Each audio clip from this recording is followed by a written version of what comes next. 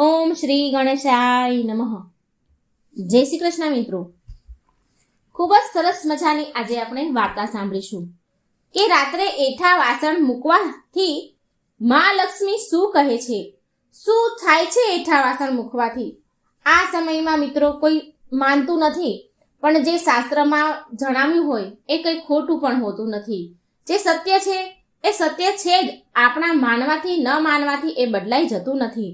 ઘણીવાર આપણા ઘરમાં મુશ્કેલીઓ, દરિદ્રતા, દુઃખ, સમસ્યાઓનું કારણ આપણી અમુક ટેવો પણ હોય છે જે આપણને નજર આવતી નથી. તો એવો જ આ સરસ મજાનો સમજાય એવો વિડીયો છે, તો પૂરા ધ્યાનથી મનથી સાંભળજો. અને વિડીયો સારો લાગે તો લાઈક અને શેર કરજો, અને આ ચેનલને સબસ્ક્રાઈબ કરવાનું મિત્રો ભૂલશો નહીં. ઓમ નમઃ શિવાય. ઓમ નમો ભગવતે વાસુદેવાય. માં લક્ષ્મી કહે છે કે રાત્રે વાસણ એઠા મૂકવાથી માં લક્ષ્મી ક્યારેય એ ઘરમાં પ્રવેશ કરતા નથી. મિત્રો, આપણા શાસ્ત્રમાં એવું કહેવાયું છે કે જે લોકો રાતના સમયે એઠા વાસણ મૂકે છે અને તે વાસણ સવારે સાફ કરે છે, તેવા લોકોના ઘરમાં માં લક્ષ્મીનો પ્રવેશ થતો નથી. આ વિષય પર નાની એવી વાર્તા છે, એ તમે સાંભળો. પ્રાચીન સમયની વાત છે. એક નગરમાં એક પતિ પત્નીની જોડી રહેતી હતી. એક સ્ત્રી પતિ પત્ની બહુ ગરીબ હતા. તે સ્ત્રીનું આખું જીવન ગરીબી અને નિર્ધનતામાં વીત્યું. તે સ્ત્રી આખી જિંદગી એણે ફાટેલા તૂટેલા કપડાં પહેર્યા અને તેના બાળકોને પણ ફાટેલા તૂટેલા કપડાં જ પહેરાવ્યા. તેનો પતિ ખૂબ જ મહેનત કરતો, પૈસા કમાવે, પણ ક્યારેય બે પૈસા ભેગા કરી શક્યો નહીં. તેની પરિસ્થિતિ ક્યારેય બદલાઈ જ નહીં. એક સાંધે તો 13 તૂટે એવી દશા હતી. જે માણસો અધિક માત્રામાં ગરીબ હોય છે ને, તેનું જીવન ખૂબ જ દુઃખભર્યું હોય છે. લોકો તેની મજાક બનાવી દે છે. અને આવો જ હાલ આ બંને પતિ પત્નીનો હતો.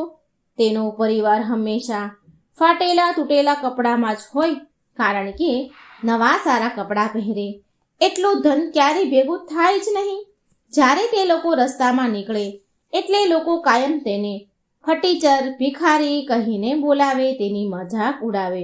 તે પતિ પત્ની ભગવાનની સેવા પૂજા પણ કરતા હતા, પણ ખબર નહીં તેના નસીબમાં શું હતું.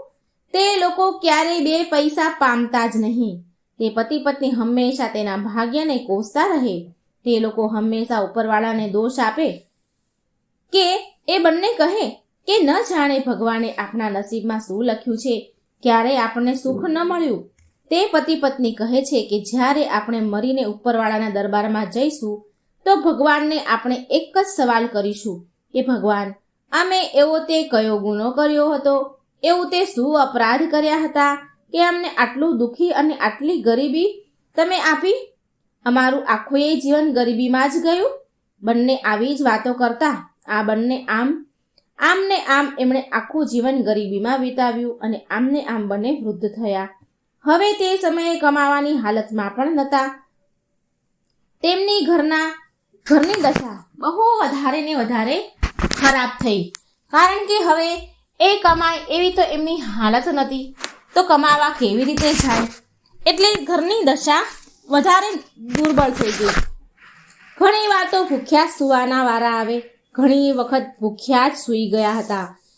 અને તેના બાળકો પણ કમાવા માટે જ્યાં ત્યાં મહેનત કરે, પણ બે પૈસા કમાઈ શકતા નહીં.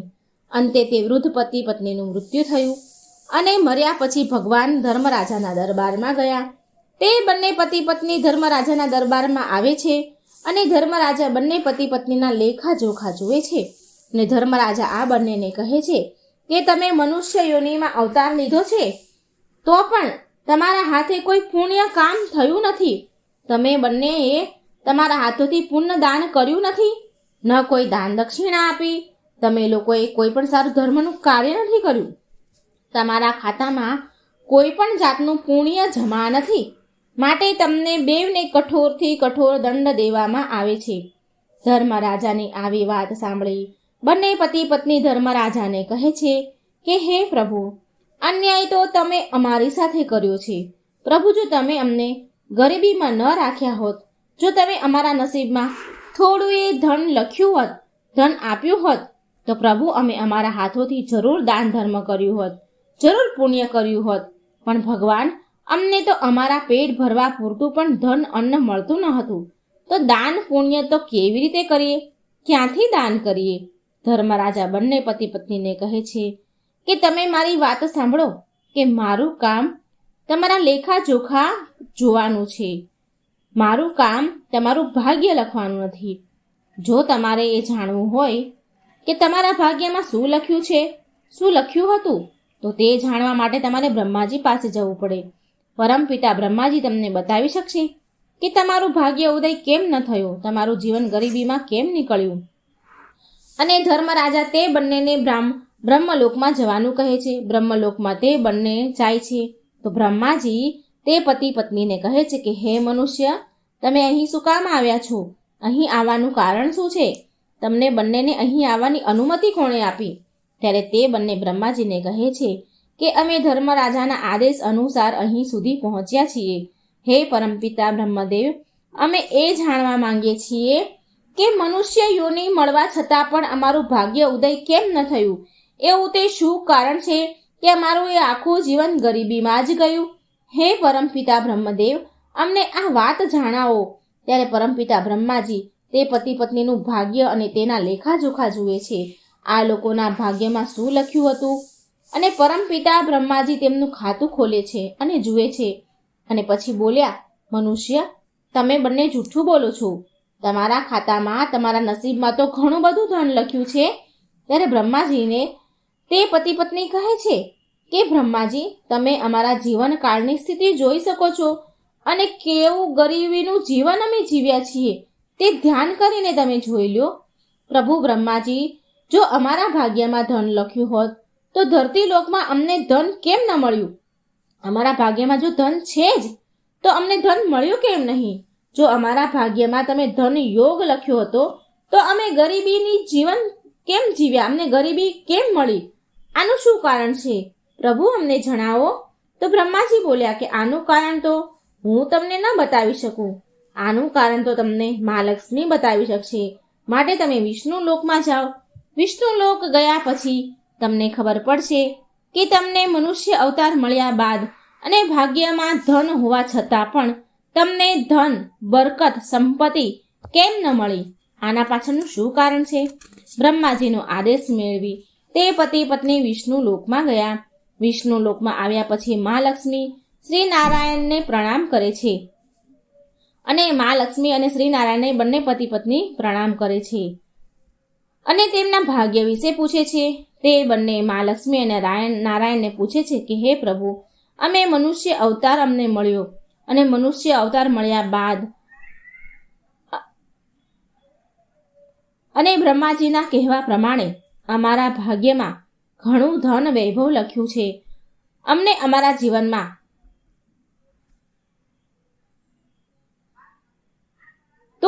અમારા જીવનમાં ગરીબી કેમ મળી? અમને ધન સંપત્તિ, સુખ, વૈભવ કેમ ન મળ્યું? અમારા ભાગ્યમાં કેટલું બધું ધન હતું.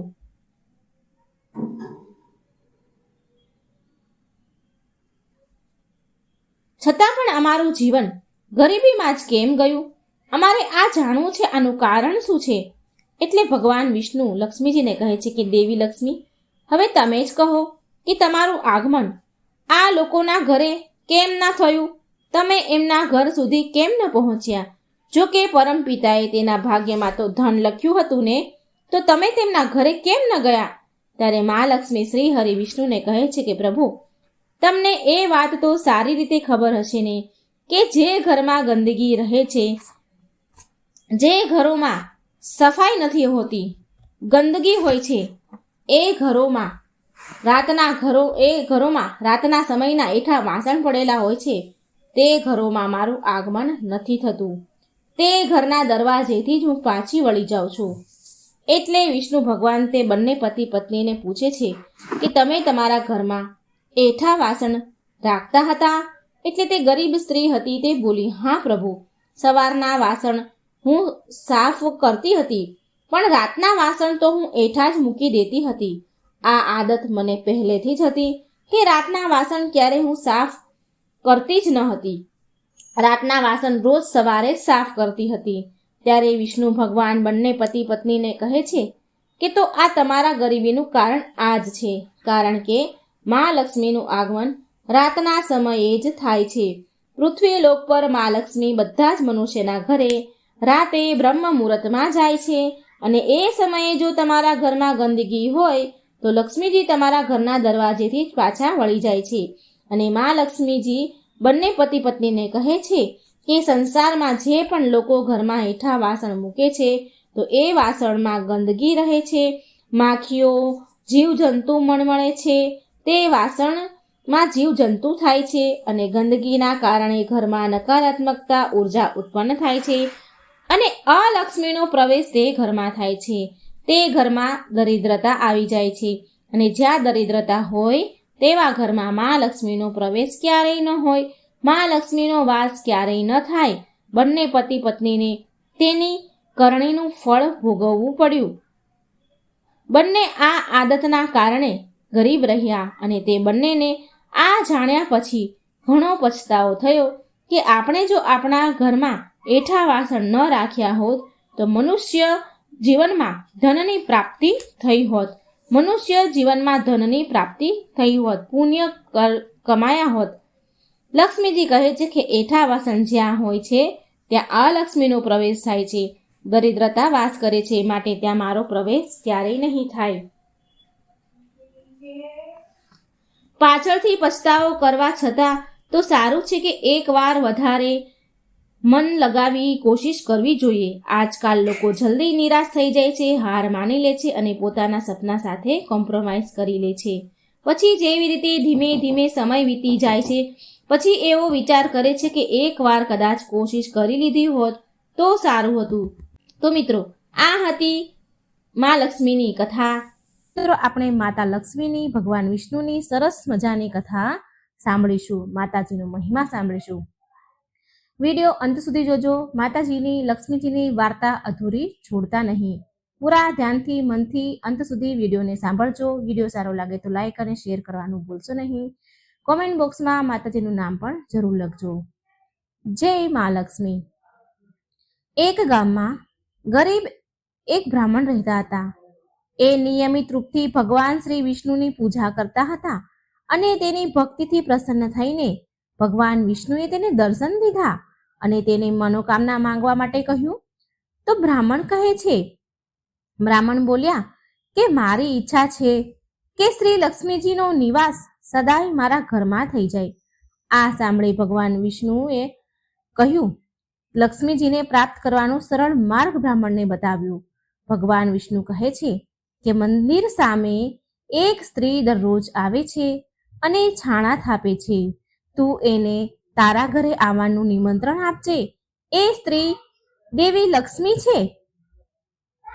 એના ઘરે આવી જવા બાદ તારું ઘર અન્ન ધનથી ભરાઈ જશે. તારા ઘરે બોલાવીશ તો તારું ઘર ધનથી ધાન્યથી ભરાઈ જશે. આમ કહીને ભગવાન વિષ્ણુ અંતર ધ્યાન થઈ ગયા. બીજા દિવસે સવારે 4 વાગે બ્રાહ્મણ મંદિર સામે જઈને બેસી ગયા, અને લક્ષ્મીજી પણ છાણા થાપવા માટે આવ્યા.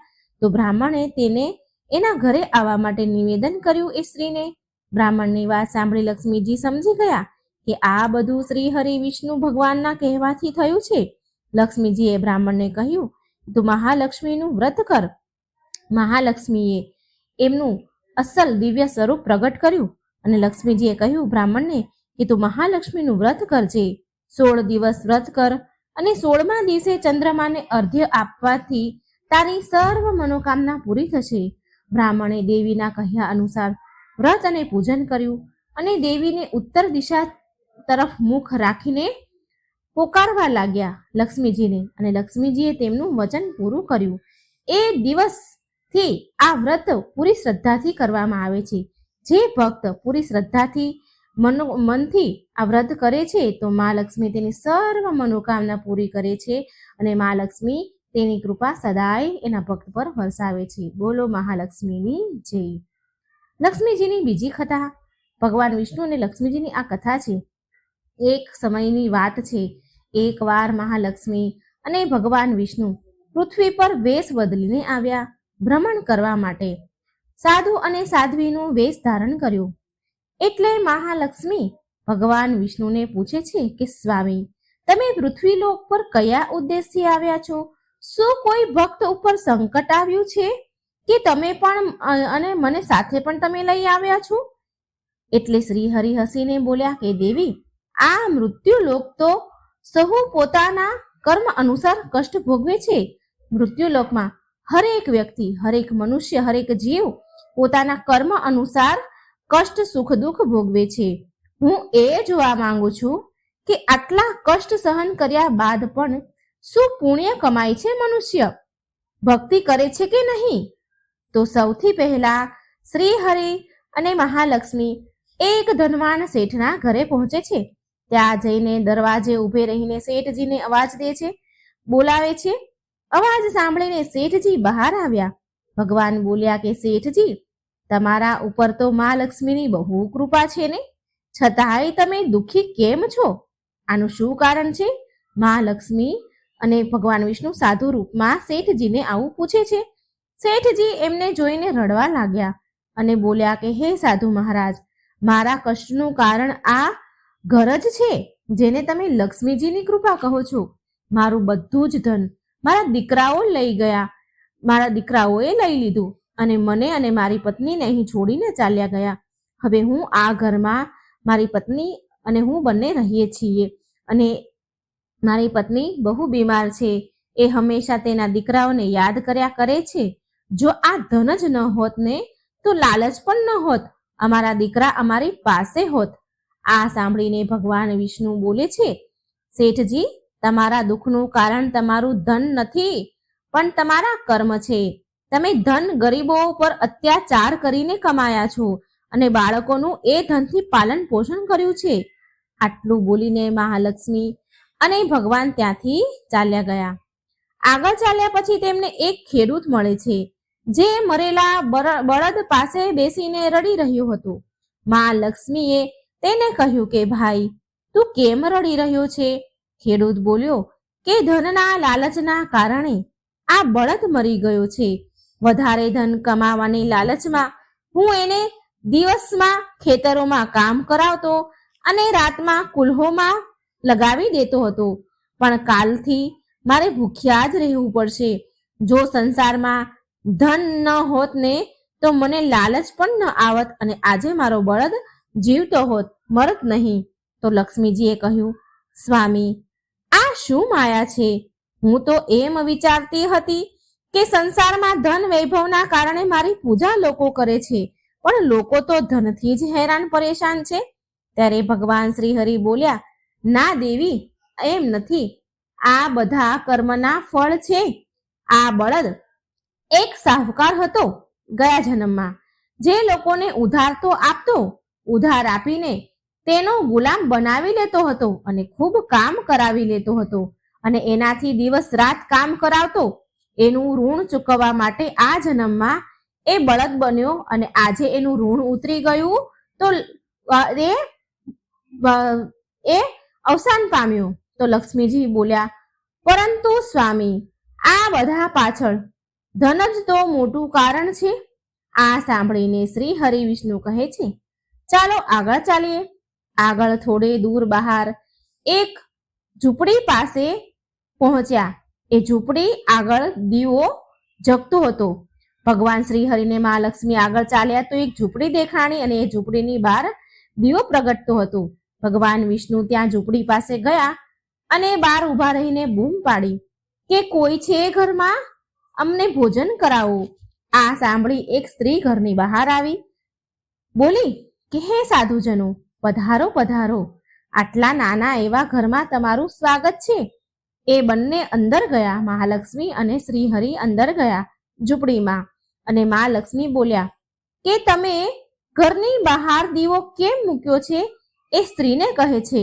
ત્યારે એ સ્ત્રી બોલી કે માં, મારું નામ સુજાતા છે. મેં આ દીવો અવર જવર કરનારા લોકો માટે મૂક્યો છે, જેનાથી એ અંધારામાં રસ્તો ન ભટકી જાય. જો એમને કોઈ તકલીફ હોય તો અમે તેને મદદ પણ કરી શકીએ. આ બધું સાંભળીને ભગવાન વિષ્ણુ બોલ્યા કે અમારે તમારા ઘરે ભોજન કરવું છે. આ સાંભળી સુજાતા બોલી કે હે સાધુ મહારાજ, તમારે થોડો સમય રાહ જોવી પડશે ભોજન માટે, કારણ કે મારા પતિ હજી શેઠજીના ઘરે કામ કરી રહ્યા હશે. એ મજદૂરી કરીને જે કમાઈને લાવશે એમાંથી ખાવાનો સામાન લાવશે, ત્યારે જ હું તમને ભોજન કરાવી શકીશ. આ સાંભળી લક્ષ્મીજી બોલ્યા કે તારી પાસે તો ધન નથી, જો તારા પતિ કંઈ નહીં લાવે તો શું થશે? સુજાતા બોલી કે શ્રી હરિ અને મહાલક્ષ્મીની કૃપાથી એક સમયનું ભોજન તો અમને જરૂર મળી જાય છે. એ અમારા માટે ઘણું છે, ઘણું બધું છે. એટલું અમારા માટે ભગવાનની કૃપાથી અમે અત્યાર સુધી ક્યારેય ભૂખ્યા નથી સૂતા, તો આજે પણ ભૂખ્યા નહીં સૂઈએ. આનાથી વધારે લાલચ અમને નથી.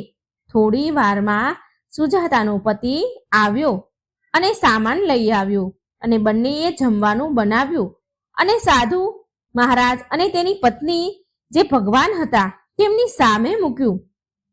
જમવાનું મૂકીને સુજાતા બોલી, આ રૂખું સુખું અમે ભગવાનનો પ્રસાદ સમજીને ગ્રહણ કરીએ છીએ રોજ.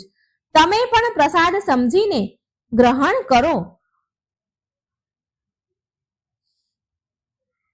તમે પણ પ્રસાદ સમજીને જમો.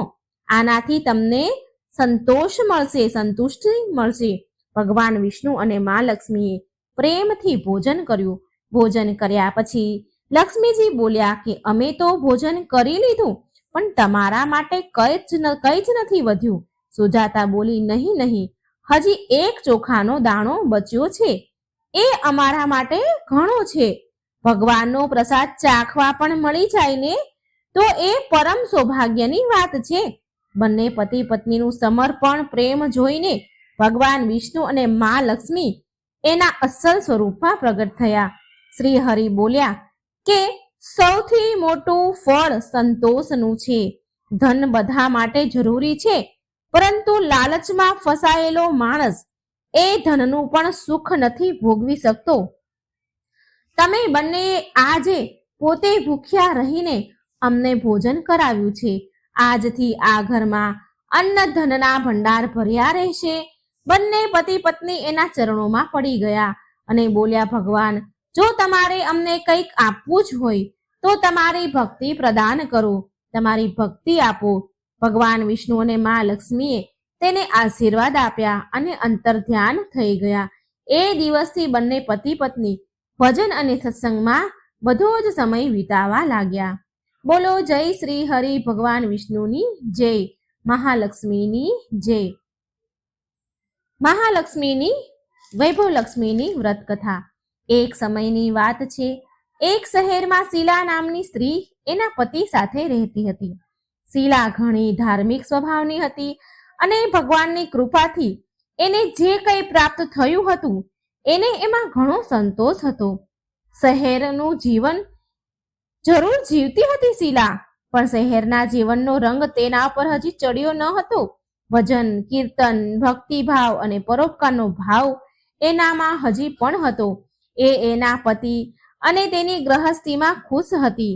આડોશ પાડોશના લોકો તેના વખાણ પ્રશંસા કરતા હતા. જોતા જોતામાં સમય ઘણો બદલાયો, ઘણો વીત્યો અને તેનો પતિ કુસંગતનો શિકાર થઈ ગયો. એ અમીર બનવાનું સપનું જોવા લાગ્યો. વધારે ને વધારે ધન મેળવવાને લાલચમાં ખોટા રસ્તા પર ચાલી નીકળ્યો. જીવનના રસ્તા પર ભટકવાના કારણે તેની સ્થિતિ ભિખારી જેવી થઈ ગઈ. ખરાબ મિત્રો સાથે સંગત થઈ ગઈ. ખરાબ મિત્રો સાથે રહેવાથી તે દારૂ, જુગાર અને નશાવાળા પદાર્થોનું સેવન કરવા લાગ્યો. આ ખરાબ આદતોના કારણે તેને બધું જ ખોઈ દીધું. તે શીલા સાથે મારપીટ કરવા લાગ્યો. શીલાના ઘરેણા ગીરવે મૂકી દીધા. તેનું ઘર અને તેની આવી પરિસ્થિતિ જોઈ અને શીલા બહુ દુઃખી રહેવા લાગી. પરંતુ એ ભગવાન પર બહુ શ્રદ્ધા રાખતી હતી, ભગવાન પર વિશ્વાસ રાખવા વાળી હતી અને તેને ભગવાન પર બહુ વિશ્વાસ હતો. એક દિવસ બપોરના સમયમાં તેના ઘરના દરવાજે કોઈકે દરવાજો ખખડાવ્યો. એટલે શીલાએ દરવાજો ખોલ્યો તો સામે પાડોશના ડોશીમાં ઊભા હતા. માજીના ચહેરા ઉપર એક વિશેષ તેજ, પ્રેમ અને સ્નેહ હતો. એમના ચહેરા પર સ્નેહ છલકી રહ્યો હતો. દેવી જેવા દેખાતા હતા. શીલાએ માજીને ઘરની અંદર લાવી અને બેસવા માટે કહ્યું. માજી બોલ્યા, કેમ શીલા, મને ઓળખી નહીં તું? દર શુક્રવારે લક્ષ્મીજીના મંદિરે ભજન કીર્તન કરવા માટે તું આવતી હતી ને? એ સમયે ત્યાં હું આવું છું, છતાં પણ શીલા કઈ સમજી નહીં. પછી એ માજી બોલ્યા, શીલા, તું બહુ દિવસથી મંદિર કેમ નથી આવી? તો હું તને જોવા આવી છું. તને મેં બહુ દિવસથી મંદિરમાં જોઈ નહીં, તો હું તને જોવા આવી. માજીના અતિ પ્રેમ ભર્યા શબ્દથી શીલાનું હૃદય પીગળી ગયું.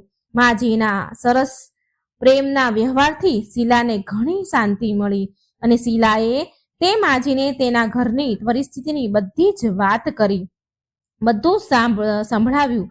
આ બધું સાંભળીને માજી બોલ્યા, મા લક્ષ્મી તો પ્રેમ અને કરુણાનો અવતાર છે.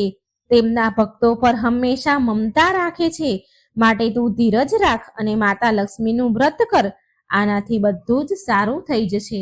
શીલાના પૂછવા પર માજીએ તેને વ્રતની બધી જ વિધિ કહી. માજી બોલ્યા, બેટા, મા લક્ષ્મીનું આ વ્રત બહુ સરળ છે. આ વ્રતને વૈભવ લક્ષ્મી વ્રત કહેવાય છે. આ વ્રત કરવાવાળાની બધી જ મનોકામના પૂરી થાય છે અને એ સુખ સંપત્તિ અને તેને યશ પ્રાપ્ત થાય છે. તે દિવસે વ્રતનો સંકલ્પ કર્યો. શીલા આંખો બંધ કરીને બોલી તો આંખો ખોલી તો કોઈ સામે હતું નહીં.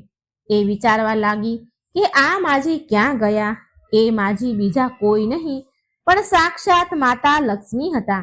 બીજા દિવસે શુક્રવાર હતો તો સવારે વહેલા ઉઠી સ્નાન કરીને સ્વચ્છ વસ્ત્ર પહેરીને શીલાએ માજીના કહ્યા પ્રમાણે પૂરા મનથી વૈભવ લક્ષ્મીનું વ્રત કર્યું. અંતે પ્રસાદનો ભોગ લગાવ્યો. આ પ્રસાદ શીલાએ સૌથી પહેલા એણે એના પતિને આપ્યો, તેના પતિને ખવડાવ્યો.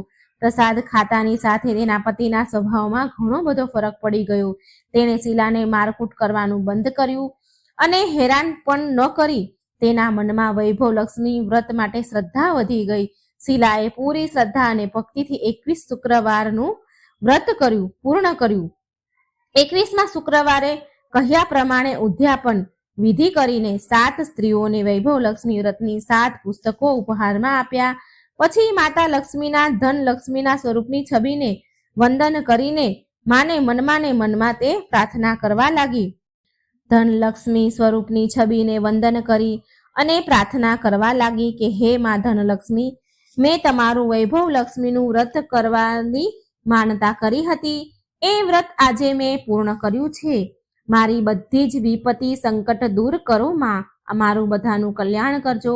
જેને સંતાન ન હોય તેને સંતાન આપો. સૌભાગ્યવતી સ્ત્રીને અખંડ સૌભાગ્ય આપો. કુંવારી દીકરીને મન ગમતો ભરથાર આપો. તમારું આ ચમત્કારી વૈભવ લક્ષ્મી વ્રત જે પણ સ્ત્રી કરે તેની બધી જ વિપત્તિ દૂર કરો. બધાને સુખ સંપત્તિ આપો. આવું બોલીને લક્ષ્મીજીના ધન લક્ષ્મી સ્વરૂપની છબીને શીલાએ પ્રણામ કર્યા. વ્રતના પ્રભાવથી શીલાનો પતિ સારો બની ગયો. સારો કુસંગત એને છોડી દીધી. બધો નશો કરવાનો છોડી દીધો અને મહેનત કરી, તનતોડ મહેનત કરીને ધન કમાવા લાગ્યો અને શીલાના ગીરવે મૂકેલા ઘરેણા પણ એણે છોડાવી દીધા. ઘરમાં ધનનો વરસાદ વરસ્યો. ઘરમાં પહેલાની જેવી સુખ શાંતિ છવાઈ ગઈ. તો આવો છે લક્ષ્મીજીના વૈભવ લક્ષ્મીજીના વ્રતનો પ્રભાવ. બોલો મહાલક્ષ્મીની જય. જય શ્રી હરિ વિષ્ણુ. હવે આપણે મા લક્ષ્મીના મહેલની કથા સાંભળીશું. એકવાર મા લક્ષ્મીએ માતા પાર્વતીને તેનો સુંદર અને ભવ્ય મહેલ જોવા માટે બોલાવ્યા. હવે આ તો મા લક્ષ્મીનો મહેલ, માટે તે મહેલમાં કોઈ પણ પ્રકારની કમી થોડી હોય. તે મહેલની ઝગમગાહટ, ચમક દૂર દૂર સુધી દેખાઈ રહી હતી. મોટા મોટા ઝરૂખા, અનેક પ્રકારના ફૂલ, સુંદર બગીચામાં જાત જાતના ફૂલો. માતા પાર્વતીએ સુંદર મહેલ જોયો. મહેલની સુંદરતા જોઈને મા તો હેરાન રહી ગયા. માતા પાર્વતીને માતા લક્ષ્મીથી થોડી ઈર્ષ્યા થઈ એટલે માં પાર્વતી બોલ્યા, હું પણ મહાદેવને કહીશ અને એક આવો જ સુંદર મહેલનું નિર્માણ કરાવીશ. માતા લક્ષ્મીએ પાર્વતીજીને મજાક ઉડાડતા કહ્યું કે મહાદેવ તો ગળામાં સાપ લપેટીને ફરે છે, શરીર પર રાખ ચોપડીને ભભૂત ચોપડીને રહે છે અને ભાંગ પીધા કરે છે, બરફના ડુંગરા પર ફર્યા કરે છે. એ ક્યાં બનાવી શકે આવો મહેલ? મા લક્ષ્મીની આવી વાત સાંભળી મા પાર્વતીને બહુ ખોટું લાગ્યું અને પછી એ ત્યાંથી ચાલ્યા ગયા અને તે મહાદેવ પાસે આવીને જીદ કરવા લાગ્યા કે મને પણ એક મહેલ જોઈએ. હું હમણાં જ મા લક્ષ્મીનો મહેલ જોઈને આવી છું, મને એનાથી પણ સુંદર મહેલ જોઈએ. મા પાર્વતીજી મહાદેવ પાસે હઠ કરવા લાગ્યા અને પાર્વતીજી કહે છે, તમે તો દેવોના દેવ મહાદેવ છો અને બધા દેવતા તો સુંદર સુંદર મહેલોમાં રહે છે, પણ તમે બરફના ડુંગરામાં રહો છો. આવી રીતે રહેવાથી તમારી માન પ્રતિષ્ઠામાં કમી આવી જશે, ઘટી જશે. આવી રીતે રહેવું તમને શોભા નથી દેતું મહાદેવ. પ્રભુ તમને આવી રીતે શોભા નથી દેતું. માતા પાર્વતીએ તો જીદ પકડી લીધી અને કહે છે કે મારે એવો મહેલ જોઈએ છીએ, એવા મહેલમાં રહેવું છે જે ત્રણેય લોકમાં ક્યાંય ન હોય. મહાદેવ બધું જ જાણતા હતા, પણ તે પાર્વતીજીની વાત માનતા ન હતા. મહાદેવ કહે છે, અરે દેવી, હું તો યોગી છું, હું મહેલમાં ચેનથી નહીં રહી શકું. મને તો આવી રીતે જ રહેવામાં આનંદ આવે છે. પણ મા પાર્વતી માન્યા નહીં અને છેવટે મહાદેવને તો ઝૂકવું જ પડ્યું. સ્ત્રી હઠ આગળ કોનું ચાલે? મહાદેવ મહેલ બનાવવા માટે વિશ્વકર્માજીને બોલાવ્યા અને તેમને એવો મહેલ બનાવવાનું કહ્યું કે જેની બરાબરી ત્રણેય લોકમાં ક્યાંય ન થાય, ક્યાંય ત્રણેય લોકમાં એવો મહેલ ન હોય. વિશ્વકર્માજી મહેલ બનાવવા માટે જગ્યા શોધવા લાગ્યા.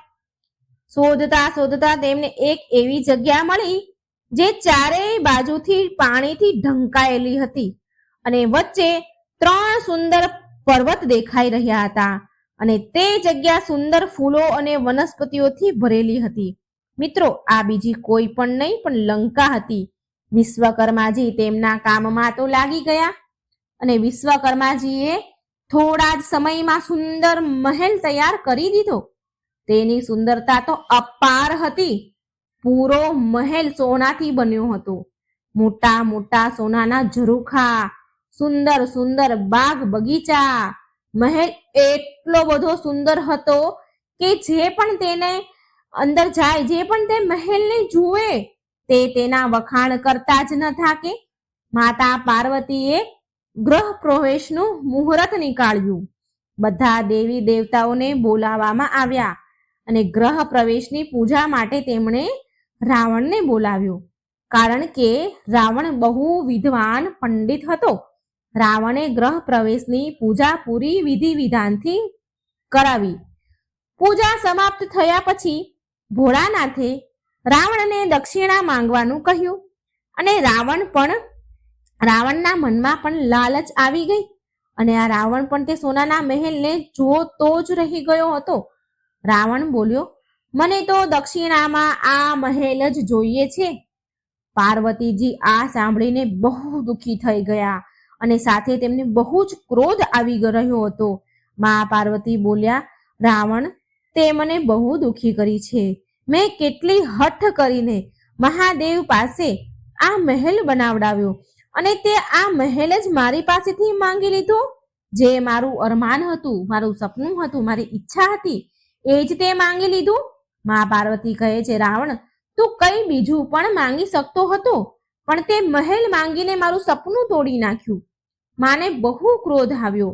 બહુ ક્રોધમાં આવીને મા પાર્વતીજી રાવણને શ્રાપ આપે છે કે મહાદેવનો જ એક અંશ એક દિવસ આ મહેલને બાળીને રાખ કરી દેશે અને તેની સાથે જ તારા કુળનો પણ વિનાશ પ્રારંભ થઈ જશે. તે મા પાર્વતીનો જ શ્રાપ હતો, જેના કારણે ભગવાન શિવનો અવતાર હનુમાનજીએ લંકાને સળગાવી દીધી હતી. તો મિત્રો આ હતી મહાલક્ષ્મી અને મા પાર્વતીની સરસ મજાની વાર્તા. સાંજના કચરો વાળવા વિશેની કથા છે. મિત્રો સવારમાં બ્રહ્મ મુહૂર્તમાં કચરો વાળવો એ તો આપણે બધા જ જાણીએ છીએ અને ઘણા લોકો કરતા પણ હશે. પણ સાંજના જે 4 વાગ્યાનો કચરો વાળવાનો જે સમય છે આ વિશે ઘણું બધું સમજવા જેવું છે. આ વાર્તામાં લક્ષ્મીજી કહે છે. ખૂબ જ સરસ મજાનો વિડીયો છે મિત્રો, અંત સુધી સાંભળજો.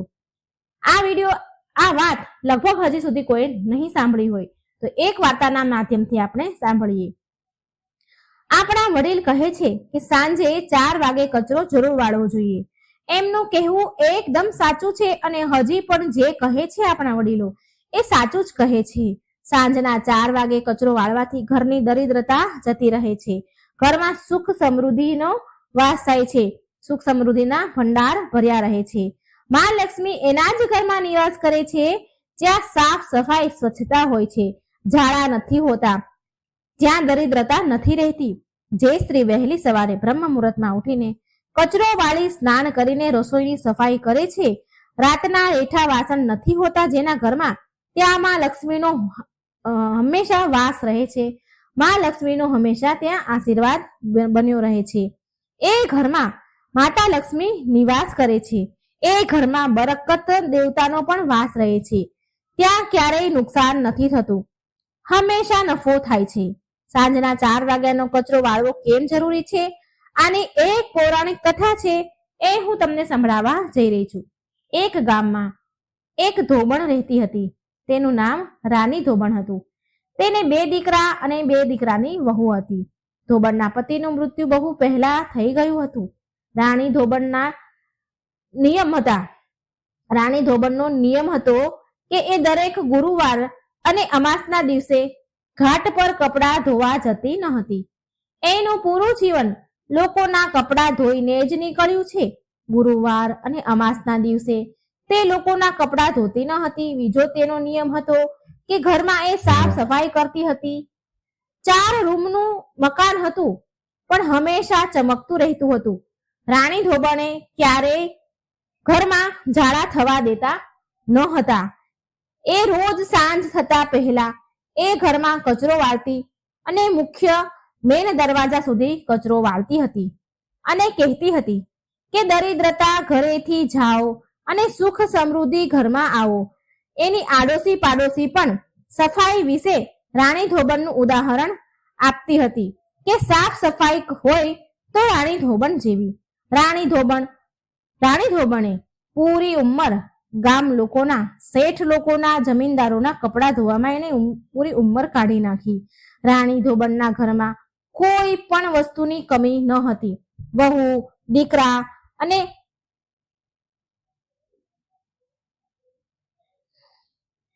હવે વહુ અને દીકરા પણ કપડા ધોવાનું કામ કરવા લાગ્યા, કારણ કે હવે રાણી ધોબણની ઉંમર થઈ ગઈ હતી. એનાથી હવે કામ બહુ થતું ન હતું. એટલે કપડા ધોવાનું કામ તેણે તેના દીકરાઓને સોંપી દીધું હતું. એ ઘરે જ રહેતી હતી. રાણી ધોબણ હવે ઘરે જ રહે છે, પણ ઘરની સાફ સફાઈ ની પૂરી જવાબદારી હજી એના ઉપર જ હતી. આખા ઘરનું કામ અને સાફ સફાઈ હજી એ રાણી ધોબણ જ કરતી હતી. એક દિવસની વાત છે, રાણી ધોબણ બીમાર પડી ગઈ એટલે એને ખાટલો પકડી લીધો.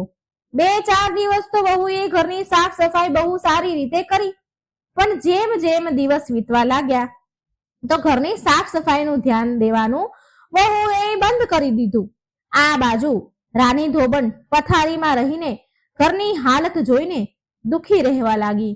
એક દિવસ એના દીકરાને કહ્યું કે બેટા, વહુઓને કહો ને કે ઘરની સાફ સફાઈ ચોખ્ખાઈ પર ધ્યાન આપે, રોજ સવારે અને સાંજે કચરો વાળે. નહીં તો આપણા ઘરમાંથી દરિદ્રતા, લક્ષ્મીજી ચાલે જશે ને દરિદ્રતા આવશે. ઘરમાં દરિદ્રતાનો વાસ થઈ જશે. દીકરાઓ પણ બંને દીકરાઓએ એક કાને સાંભળ્યું અને બીજા કાનેથી કાઢી નાખ્યું. રાણી ધોબણ પથારીમાં પડ્યા બડબડતી હતી, હે મા લક્ષ્મી, મેં પૂરું જીવન, મારી પૂરી ઉંમર ઘરમાં સાફ સફાઈ રાખી છે, રોજ સવારે સાંજે કચરો વાળ્યો છે અને એના કારણે તમે મારા ઘરમાં બિરાજમાન રહ્યા છો. પણ હવે મારી વહુઓ નથી કરી રહી આ કામ, પણ તમે મારું ઘર છોડીને ક્યારેય ન જતા માં. મારા ઘરમાં દરિદ્રતા આવવા ન દેતા. એક દિવસ માં લક્ષ્મીએ વિચાર્યું કે ધોબણની વહુને તો રસ્તા ઉપર લાવી જ પડશે, એને ભાન ઠેકાણે લાવવું જ પડશે. ત્યારે માં લક્ષ્મી એક વૃદ્ધ ડોશીનું રૂપ લઈને રાણી ધોબણની ધર્મની બહેન બનીને એમના ઘરે આવ્યા અને એમની સાથે એક લોખંડની પેટી પણ લાવ્યા હતા અને માં લક્ષ્મી તેમની સાથે રહેવા લાગ્યા. એટલે એક દિવસ બંને વહુએ ડોશી બનેલા લક્ષ્મીજીને પૂછ્યું, માસીજી, આ તમારી પેટીમાં શું છે? ત્યારે માતા લક્ષ્મી બનેલા ડોશી બોલ્યા, અરે વહુઓ, મારે કોઈ સંતાન નથી, પતિ પણ નથી રહ્યા, તો આ ધન ભરેલી પેટીને હું શું કરીશ? મેં વિચાર્યું કે મારી બહેનના દીકરાઓ પણ મારા જ દીકરાઓ છે ને, હું આ ધન તમને બંનેમાંથી એકને આપીશ, જે ઘરનું બધું જ સારી રીતે કામ કરશે અને જે હું કહીશ એ બધા કામ કરશે, તો હું એને આ ધન ભરેલી પેટી આપી દઈશ. હવે ધોબણની વહુઓ તો બહુ ખુશ થઈ ગઈ. બંને વહુઓ તેમની સાસુ અને માસીજીની ખૂબ સેવા કરવા લાગી. જેવું સાસુ અને ડોશી બનેલા લક્ષ્મીજી કહે એવો બંને વહુઓ હવે કરવા લાગી. વહુઓ પ્રેમથી રહેવા લાગી. તેમની વચ્ચે જે લડાઈ ઝઘડા થતા હતા એ પણ બંધ થઈ ગયા. રોજ સવારે બ્રહ્મ મુહૂર્તમાં ઉઠે અને પૂરા ઘરમાં કચરો વાળે અને પછી સ્નાન વગેરે કરી ચૂલો રસોડું બધું સાફ કરી અને ઘાટ પર કપડાં ધોવા જાય. સાંજે 4 વાગે કચરો વાળે. આવી રીતે પૂરો દિવસ કામ કરતી. ક્યારે આમ 1 મહિનો વીતી ગયો, કઈ ખબર જ ન પડી.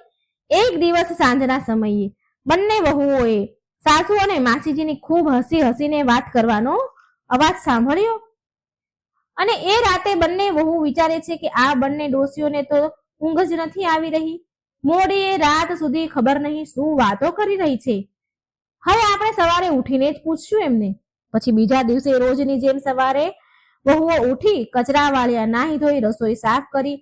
જ્યારે સાસુમાં અને ડોશી બનેલા લક્ષ્મીજીને ચા આપવા ગઈ વહુઓ, તો સાસુમાં તો સૂઈ રહ્યા હતા, પણ ડોશીમાં જે લક્ષ્મીજી હતા એ ક્યાંય દેખાયા નહીં.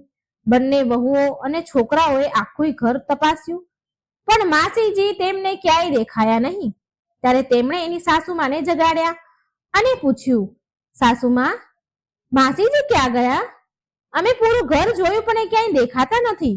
ત્યારે મોટા દીકરાએ માસીની જે લોખંડની પેટી હતી એ ખોલીને જોયું તો એમાં માતા લક્ષ્મીની બહુ જ સુંદર મૂર્તિ હતી. સાથે એમાં એક ચિઠ્ઠી પણ લખેલી હતી. દીકરાએ પત્ર મોટેથી વાંચ્યો અને બધાએ સાંભળ્યો. એમાં લખ્યું હતું કે મારા બાળકો, હું તમને સુધારવા આવી હતી.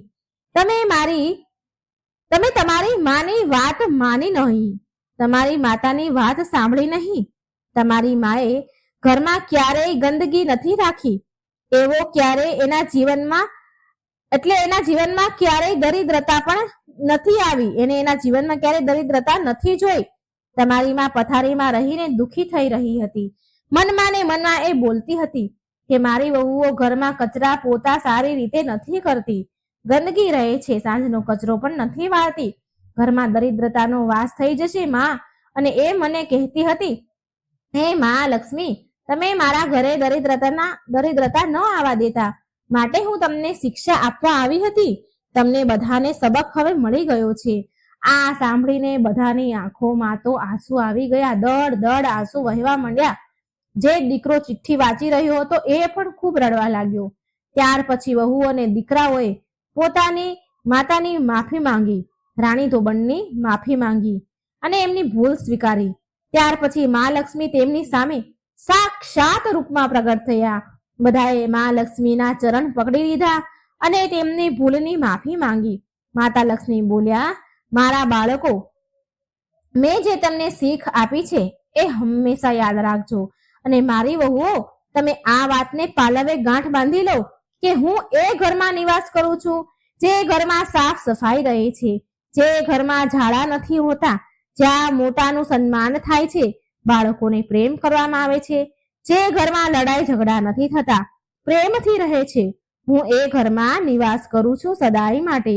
બધાએ મા લક્ષ્મીના પગ પકડી લીધા અને માફી માંગી અને મા લક્ષ્મીએ એમને ઢગલો આશીર્વાદ દીધા અને રાણી ધોબણને કહ્યું કે આપણે આજે પણ બંને બહેનો જ છીએ અને જ્યારે તારું મૃત્યુ થશે તો તારા મૃત્યુ બાદ મારા લોકમાં જ તું નિવાસ કરીશ. જય હો મા લક્ષ્મી. તો મિત્રો, આ વાર્તાના માધ્યમથી મેં તમને જણાવ્યું કે ઘરમાં સાફ સફાઈ કરવી કેટલી જરૂરી છે અને સાંજના 4 વાગે કચરો વાળવો પણ ખૂબ જ જરૂરી છે. જ્યારે તમે સાંજે 4 વાગે કચરો વાળો છો ત્યારે વાળતા વાળતા બોલતા જવું. આ જરૂર બોલો કે દરિદ્રતા દરિદ્રતા મારા ઘરેથી જાઓ અને સુખ સમૃદ્ધિ માતા લક્ષ્મી મારા ઘરે આવો. મિત્રો, આ બોલવાનું ભૂલશો નહીં મારી વાલી બહેનો. મિત્રો, આ ગૃહ મંત્ર છે કે દરિદ્રતા જાઓ, સુખ સમૃદ્ધિ માતા લક્ષ્મી મારા ઘરમાં આવો. આ ગૃહ મંત્રને ભૂલશો નહીં અને સવાર સાંજ કચરો વાળવા ટાઈમે જરૂર બોલજો. તો મિત્રો, તમને આ વાર્તા જરૂર ગમી હશે, સમજવા મળ્યું હશે. તો આ વિડીયોને લાઈક કરજો, શેર કરજો અને આ ચેનલને સબસ્ક્રાઇબ કરવાનું મિત્રો ભૂલશો નહીં.